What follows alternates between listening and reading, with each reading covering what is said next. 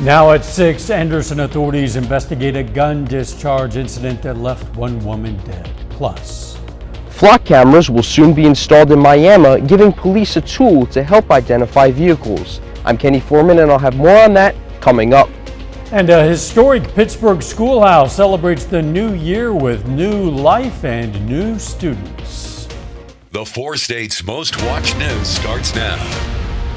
Anderson, Missouri police released details of an alleged accidental discharge of a gun that killed a 28-year-old woman Saturday night. This is KOAM News. I'm Dow Quick.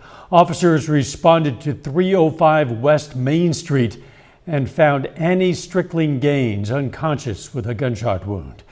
Paramedics rushed her to Freeman West Hospital where she died. Police also found a man at the home identified as Gavin Crawford. The investigation continues. Strickling Gaines was a Joplin High School and Missouri Southern graduate. She was an elementary teacher for the Neosho School District.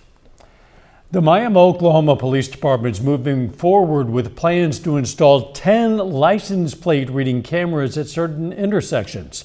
KOAM's Kenny Foreman spoke with the chief of police to learn more about what citizens should expect.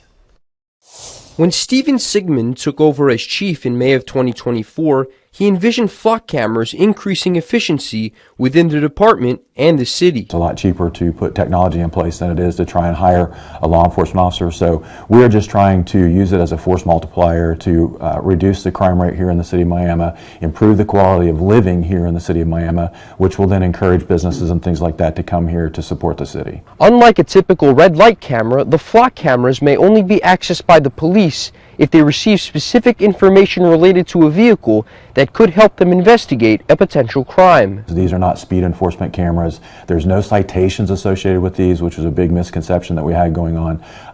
They don't track you going to your house, which was another misconception. It simply snaps a picture of who goes through an intersection. Sigmund says it's a tool designed to help the police, not for anybody to use it to spy on one another. Anybody that logs into it and conducts a search, they have to articulate why they're conducting the search, be specific about what they're searching for, and then if there's any misuse, we can address that through the audit system and through our policies. And I can assure the citizens here in Miami that if there is any misuse, it will be addressed quickly. He maintains that the cameras do not capture the car's riders, and the information does not remain permanent. I understand that there's concern about the retention of the data and all of that. I want it very clear that we can only search the database if we have a legitimate criminal justice reason, and the data is only stored for 30 days and then it is expunged from the system. So it's not an ongoing forever database. It's only for 30 days and then it is removed from the system. In Miami, Kenny Foreman, KOAM News. The department hopes to have the cameras installed by late spring or early summer. Flock cameras are currently used in more than 6,000 communities nationwide. Let's check in with meteorologist Austin Stantz now for a first look at the weather. Thanks, Dow. Yeah, another above average day. You'll notice 67 degrees, our high for today. 44 is that average. 74 was the record set back in 2008. Still some mild temperatures, but now as the sun has set, temperature's going to fall rather quickly. We're at 60 degrees right now. We'll be into the upper 40s headed into those overnight hours tonight. Here we see temperatures falling even into the low 40s by 10 o'clock in some areas. Columbus, Parsons in the upper 30s. That's kind of where we'll stay for the overnight hours in those upper 30s. There are some storms on the way as we head into our Thursday. Talk about what we can expect there. Timing between 4 a.m. and noon. Mainly going to be seeing some high wind and heavy rain associated with some of those storms, but coming up, we'll time those out and what you can expect. I'll have all the details in my full forecast. All right, we'll catch you in a few. Sparklight donates $5,000 to the Children's Haven in Joplin. Children's Haven serves as a safe place where young people up to age 17 can stay the night whenever there's a crisis at home. The grant will go to fund meals and snacks for the children who stay there. The support will go for crisis care for kids to be able to stay the night and for us to be able to meet their immediate needs when they're here. And that may be meals. We provide a lot of meals and snacks. We also transport our kids to their home schools, which may be all over the area. Sparklight offered grants to 24 states, gave out more than $100,000 in grants. A historic Pittsburgh school that sat empty for nearly 3 decades is open, with new life and now giving tours for childcare. The Washington school now houses Grow at Edens. It has 3 classrooms and a sensory room serving toddlers, preschoolers, and infants. During the day, they help teach kids through interactive courses, workshops, and community engagement. For educators, the goal is to provide an educational and nurturing experience. It's important to me to service the whole child, both in and outside, and in order for them to have a good learning experience, they have to be well developed and fed on the inside. Grow at Eden in Pittsburgh already has nearly 20 students enrolled, but have spots for 127 kiddos. It has other locations in Parsons and Iola. A notable title strikes one of the 4 states. Coming up, we're going to tell you what state weather experts have dubbed the lightning capital of the USA. But up first, a new program in Arkansas aims to make traffic stops a little safer.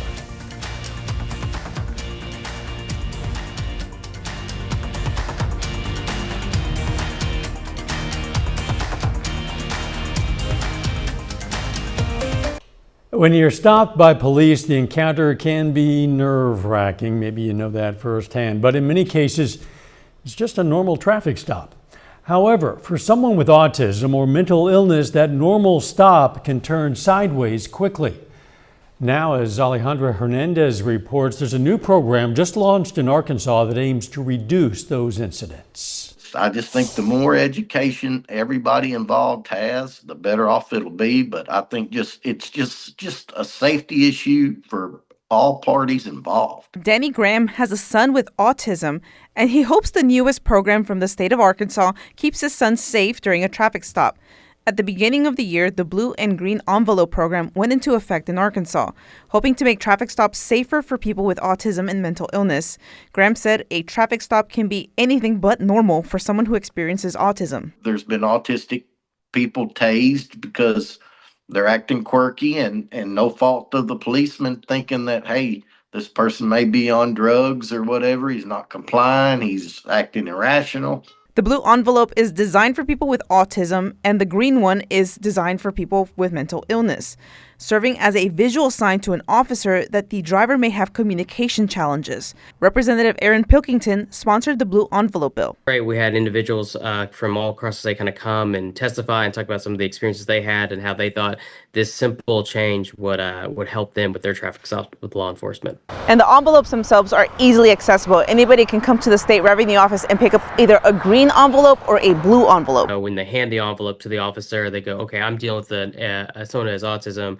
I need to be aware that I'm dealing with someone who may have some issues that is not like a typical traffic stop. Because you have to think about, too, for police officers, these are high stressful situations for them as well. The envelope provides documentation to law enforcement and guidance to officers on how to interact with the person. Graham said the initiative is something he likes and hopes his son is able to use it when he starts driving. I want him to be able to do it safely and just let him know what his responsibilities are. Pilkington says there's no registry with the envelopes and no document is required to get an envelope. A little bit later, a cross-state clash tips off tonight in Joplin. Ben McLeish has a preview of MSSU versus Pitt State. I'm tracking the latest details on a system that could bring some strong to maybe even a few severe storms to the 4 states. Details coming up. It was another mild day, but there are some active changes coming to the forecast. Our next system off to our west right now and not expecting to move in until Thursday. Wednesday is going to be mainly a quiet day. We did have a cold front pass today, so as we head into the evening tonight, temperatures are going to fall rather quickly now that the sun is set. Right now, temperatures anywhere from the low 50s to the low 60s in Neosho, Anderson 61, Pittsburgh sitting at 51, Joplin at 58. Now, as we head into the overnight hours tonight, temperatures will be 43 by midnight, eventually falling into the upper 30s. Now, heading into tomorrow, there is a chance of a thunderstorm risk or so, but the severe threat, the marginal risk, or that 1 out of 5 threat, stays off to our southwest. But a few thunderstorms can't be ruled out, especially late in the evening tomorrow. But as we head into tomorrow, we're going to see temperatures right around 68 degrees. An evening late night thunderstorm is possible. Winds could gust around 20 miles per hour. Thursday, that's where things change. Our chances to see a severe thunderstorm actually begin to move into the 4 states region here. You notice most of us under that 1 out of 5 or marginal threat for severe weather. What we can see here is what we're looking at for timing. Between 4 a.m. and noon is what we can expect. So a couple of those overnight thunderstorms could just break that threshold to become severe, which would be 60-mile-per-hour wind gusts, maybe quarter-sized hail. That is the main threat that we're going to be looking at, wind and hail out there. We are going to see some chances of these thunderstorms having those wind gusts during that commute hour as well. So plan for maybe a little bit of a bumpy commute. Give yourself some extra time. Take your time to look outside before you head out the door. Let's time some of this out for you so you can be prepared. Heading into tonight, as I mentioned, temperatures falling into the upper 30s. Winds shift back out of the south. That's going to help ramp up our temperatures again heading into tomorrow, but that's also going to bring in some moisture, helping fuel some of those thunderstorms heading into the overnight hours. Now we can see that moisture begins to increase because that cloud cover begins to develop there as well. Things become mostly cloudy heading into the overnight. Into Thursday, notice how mild temperatures are overnight. Thunderstorms begin to move in right around 4 a.m. here. Notice that it's mainly off to our west at first. That bigger mass of thunderstorms does not begin to move in until right around 7, 8 o'clock in the morning. So plan for that. We're seeing some high shear with that, and shear is just vertical wind direction movement or a change in direction with wind as it rises. So some of these storms, basically that tells us could have those 60-mile-per-hour wind gusts as it's moving through. You'll notice that line begins to develop, especially off to the northwest there. Temperatures still in the 60s. The cold front actually doesn't pass until we actually head into Friday. We're going to see 2 cold fronts from an upper level system as well. Taking a look at our 7-day forecast, we can see heading into Friday, cold front passes 51 degrees and possible of a wintry mix. That lingers into Saturday morning, but then clears up. Temperatures 44, 48 on Sunday. Headed into Monday, we warm up to slightly above average, and then we're in the 50s for Tuesday as well. But then we have another system that begins to move in and maybe even brings a few flurries middle of next week. Certainly don't want severe storms, but boy, the rain is very welcome. It could definitely help get us out of some of those drought conditions we're seeing. Austin, thanks. Hey, don't forget you can be the first to know about the day's weather with the KOAM Skywatch weather app. You can get severe weather updates sent straight to your phone. Best part, it's absolutely free of charge. You'll find it in the Apple App Store and the Google Play Store, the KOAM Skywatch weather app. Oklahoma, already known for its place in Tornado Alley, now has a new weather distinction. It's now the state with the highest concentration of lightning in the country.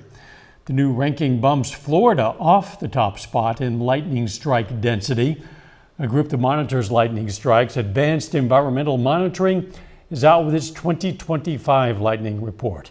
Weather monitors found Oklahoma had 73 cloud-to-ground lightning strikes per square mile last year.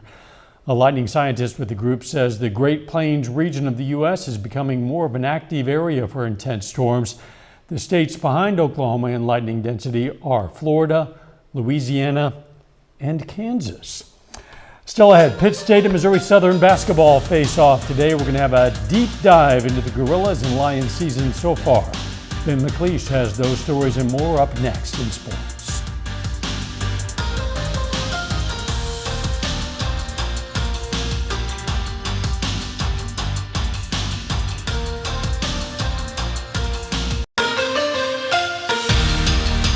Today's the day the Pitt State and Missouri Southern basketball teams face off for the first time this season. Let's check in how each team is faring so far. The Lady Gorillas enter the day with an 11-2 record and 4-1 in conference play. Their only 2 losses have come to nationally ranked teams.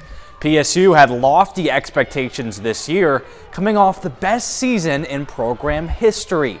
But they had a lot of questions to answer with 2 of their most productive players last season, Grace Pyle and Corinna Gerber, graduating. The Gorillas fell flat against the 2 top 10 teams they faced this season, Fort Hays and Texas Woman's University, but they've answered the call in every other matchup. The Gorillas will look to use the next 2 months of MIAA play to gain experience for their younger players, figure out their team identity, and play their best ball for the conference tournament in March. The Lady Lions are coming off a season where they were in the middle of the pack of the MIAA. But this year's team looks completely different. It's one of the youngest teams in the conference. In fact, the Lions don't have a single senior on the roster. So far, they've had key contributions from sophomores like Nariah Clay and Grace Frazier, and they've been able to find success this season. After starting the year 1-2, the Lions have won 8 of their last 10, including a 6-game win streak that was snapped Saturday. They have a 3-1 record, too, against conference teams. This group of young players keeps getting better every week, but now they'll get put to the test with a constant onslaught of MIAA opponents. Last season, the Pitt State men's team had a strong record in conference play, but had an early exit in the MIAA tournament. In the offseason, they lost their star guard, Jordan Freisen, in the transfer portal. Luckily for the Gorillas, though, they picked up a baller to replace him. Transfer Connor Rogers has been the spark plug for the Gorilla offense, averaging a team-high 20 points per game. Pair him with freshman guard Alex English, who averages over 13 and 5 assists, and you have a deadly duo to lead the scoring. Despite the production from PSU's new weapons, the Gorillas are off to an inconsistent start, entering with a 9-5 record, but going 3-1 against MIAA teams. But this roster can be one of the more dangerous teams in the conference as they gain more experience. The Lions had the most questions to answer in the offseason, coming off a 6-13 record in conference play last year. So far, it's been a shaky start, a 7-6 record and 1-3 clip against the conference, but their offense has not been the problem. The main story of this Lions team is the development of a new star. Senior Jaden Taylor went from averaging 13 points last season to over 22 this year. He's leading the way for a lethal Lions offense, averaging over 92 points per game. If MSSU can improve defensive play and create turnovers, they can become a dangerous team in the MIAA. Going forward, they'll lean on players like Tyrone Wright Jr. to protect the basket and limit opposing teams' offensive rebounds. Well, that's it for sports. We're back with more after the break. Here's a look at what's coming up on KOAM News at 9 on Fox 14. Midterm elections are just around the corner. We're going to have the latest strategies from both sides of the aisle. Plus, protesters gather in Pittsburgh in response to recent White House policies. And how much does humor help in the workplace? Management experts say quite a bit. No joke. Those stories, a lot more coming up tonight. KOAM News at 9 on Fox 14. Hey, to be the first to see breaking news, weather, and sports, why don't you download the KOAM News app? Why haven't you already? It's free of charge. It's in the Apple App Store, the Google Play Store. Just search for the KOAM News app. Keeping an eye on possibly some big changes coming in the weather, Austin. That's exactly right, Down. That app could come in handy as you're getting ready to head out the door Thursday morning, as we could see maybe a strong to possibly severe storm. Could have some gusty winds with some hail. Some of these storms could last through the afternoon and then clearing out. By then, we'll see some colder temperatures behind that and some gusty winds, but we're tracking and timing out these storms heading into this evening's newscast. I know you'll keep us informed as necessary. Thanks for joining us. We're going to see you right back here for KOAM News at 10. Let's make it a great evening.